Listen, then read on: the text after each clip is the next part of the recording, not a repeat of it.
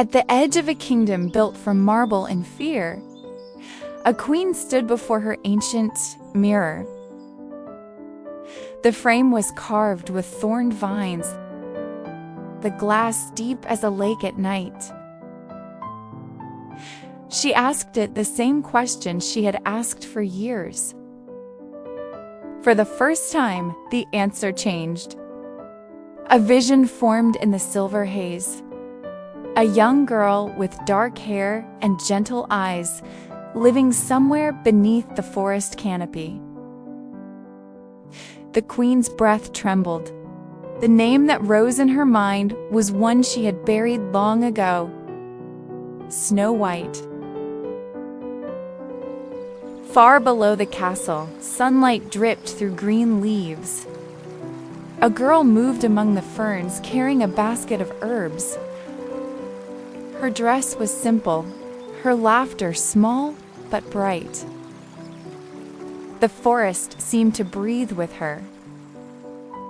She helped lost travelers, mended wings, and shared her bread with the little people who lived under roots and stones. Snow knew stories about the queen, a ruler so beautiful and cold that even flowers seemed to bow before her. But she also knew how pain could twist itself into pride. Back in the castle, the queen could not rest. The mirror's words echoed like water dripping on stone. Envy wasn't her poison, it was longing. She wanted to know why this girl's light reached further than her crown. When night fell, she cloaked herself and rode into the forest. The path twisted between pines and fog. Owls watched her from branches heavy with snow. By dawn, she saw a cottage glowing softly between the trees. Smoke rose from its chimney, and the smell of soup curled through the air. Snow opened the door before the queen could knock. She saw a weary traveler, not a monarch in disguise. "You're cold," she said simply. "Come in." Inside, warmth and chatter filled the room. Tiny forest folk sat around a fire, their faces bright as candle flame. They offered the stranger bread, and the queen accepted with quiet disbelief. In this small place, no one bowed, no one compared. Days passed. The queen stayed, claiming she had lost her way.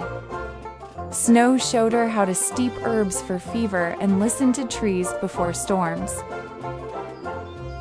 She watched how the girl's kindness asked for nothing back.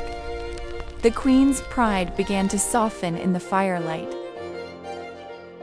One evening, as wind pressed against the windows, Snow spoke without turning. "Do you ever look into mirrors and not like who looks back?" The queen's hands tightened on her cup. "Every day," she said. Snow nodded. "Then maybe it's not the face that needs changing. Maybe it's the eyes that see it." Silence followed, long enough for the fire to settle into embers. The next morning, soldiers arrived searching for their missing ruler. They burst into the clearing, blades raised, ready to seize anyone who defied the crown. Snow stepped between them and the queen. Her voice was calm but firm. "She's not lost. She's learning." The captain hesitated. He recognized the girl. The king's child thought dead years ago. Truth rippled through the air like lightning. The queen looked at her hands and finally understood what the mirror had shown. Not a rival, but the piece of herself she had abandoned to grief. She removed her crown, its metal cold against her palms. "I have ruled by fear," she said quietly, "but fear makes nothing grow."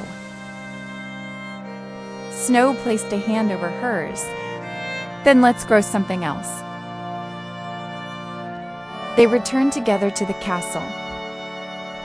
The queen stood before her people, not on a throne, but among them. She spoke simply, asking forgiveness not as a ruler, but as a woman who had forgotten what love looked like. The crowd did not cheer, but the silence shifted, softer, listening. Time passed. The queen tended the palace gardens herself, learning patience from soil and thorns. Snow traveled through the kingdom, healing what envy had left behind. The forest slowly stretched its green fingers back toward the castle walls. One evening, Snow found the old mirror still hanging in its room. Dust caught the sunset in waves of gold. She smiled at her reflection, older, sun-touched, alive. "Who is the fairest?" she asked softly. The mirror shimmered, but no face appeared. Only light, warm, and endless. Snow laughed.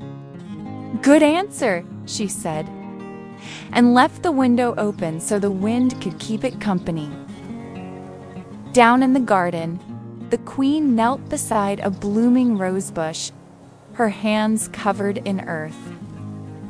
She looked up as Snow approached. The air smelled of rain and beginnings. "I used to think beauty was what others gave you," the queen said. Snow smiled. "Now you know, it's what you give back." The sun slipped behind the hills, and the castle glowed from within like a heart relearning how to beat. Above them, the first stars appeared, small, patient, and fairer than all the rest.